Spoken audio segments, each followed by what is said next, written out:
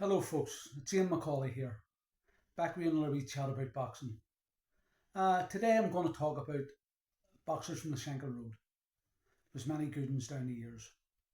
Jimmy Warnock was one of the fighting Warnock brothers from the Shankill. Billy and Freddie Warnock also plied their trade at Cara, Ma Copley's fighting booth at Chapel Fields in North Belfast. Jimmy, a southpaw, was the best of the fighting Warnock brothers.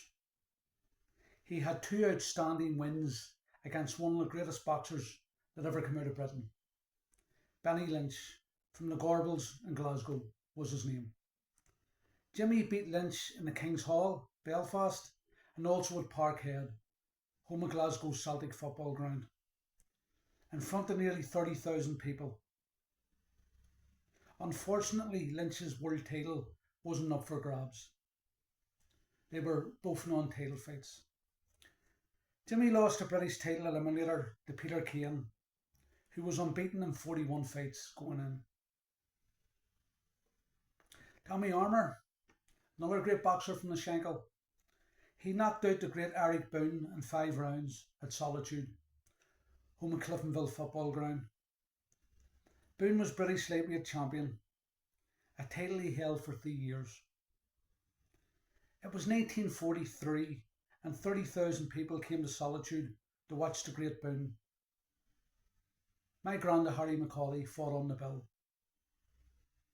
Boone had only 5 losses in 70 fights, and 2 of them were when he was disqualified.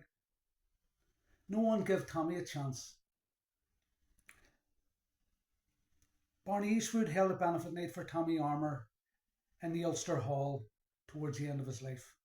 Eastwood was a big fan of Tommy Armour.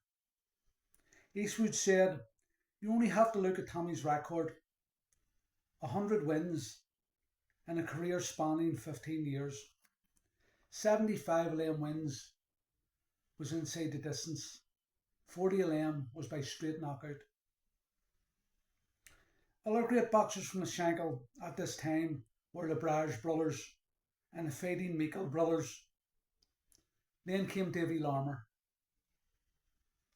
Davy Larmer won the Commonwealth Gold Medal in 1974 in Christchurch, New Zealand.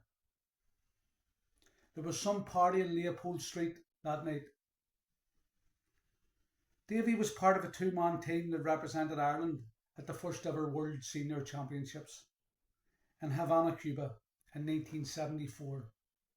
John Rogers from Lisburn was the other boxer, and Jerry Story accompanied them in a 3-man team.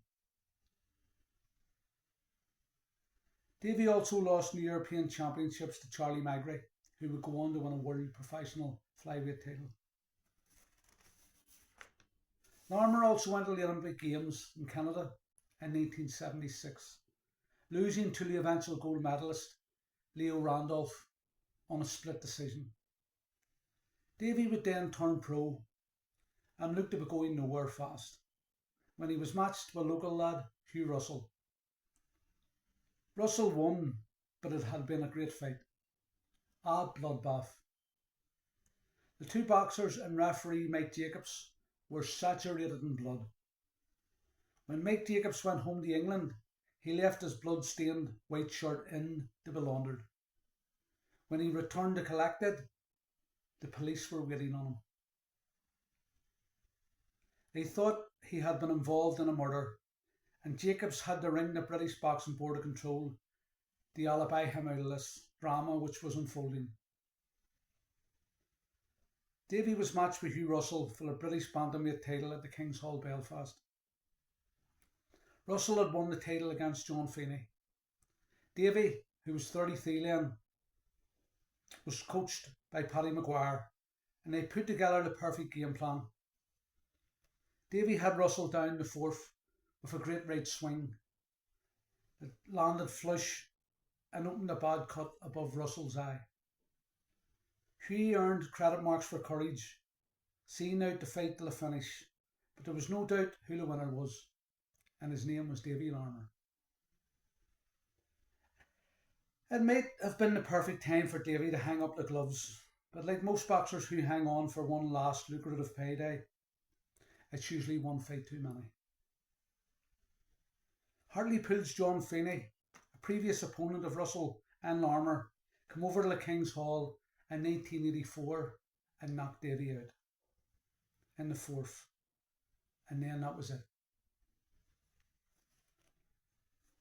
After Davy's era ended, the Shankill still produced good boxers, and I beat two of them, Davy Mitchell and Alan McCulloch, Wayne's brother.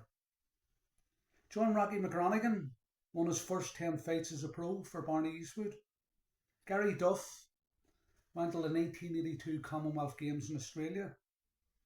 And Marco McCulloch won a version of the European title and had a respectable 22-4 record. And let's not forget the wonderful coaches who deserve a lot of credit.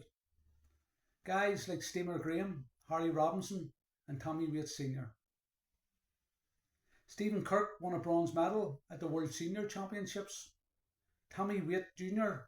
won an Irish Pro title in 1987 and the British and Commonwealth title in 2000. He retired with an 11-4 pro record.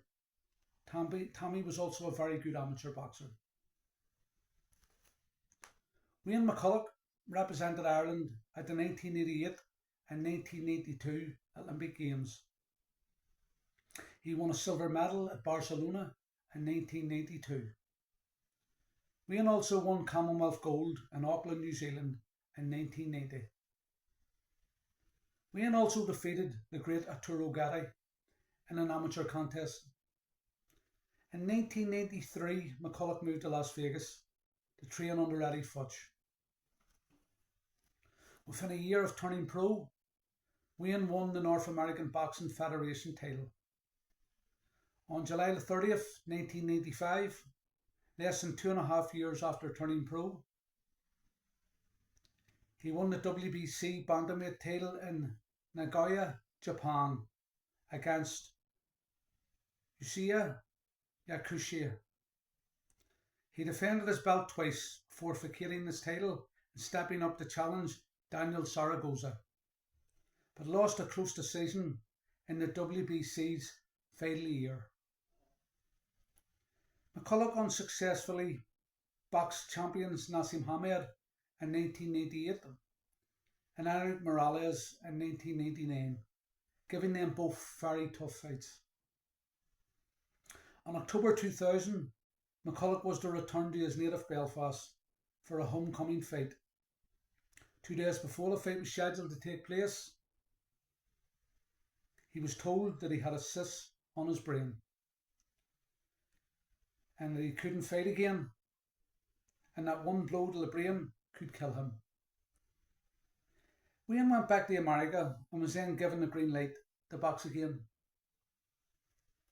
He came back to box for Frank Warren, but had mixed success, winning 5 fights and losing to Scott Harrison and Oscar Larios twice. Wayne's last fight was in 2008, his first fight in 3 years. He lost in 6 rounds. Wayne never boxed again. And don't forget, Shankill's Johnny McQuaid boxed under the name Jack Higgins, and I think it was 1979 in the Romford Social Club, the Loyalist. I think an Irish team boxed there. I think Barry McGuigan might have boxed. It was Davy Larmer told me that. So if anybody knows anything about that, please let me know, leave a comment. Thanks for listening to me, folks, today. Hopefully I'll be back soon with another wee podcast. Take care, God bless.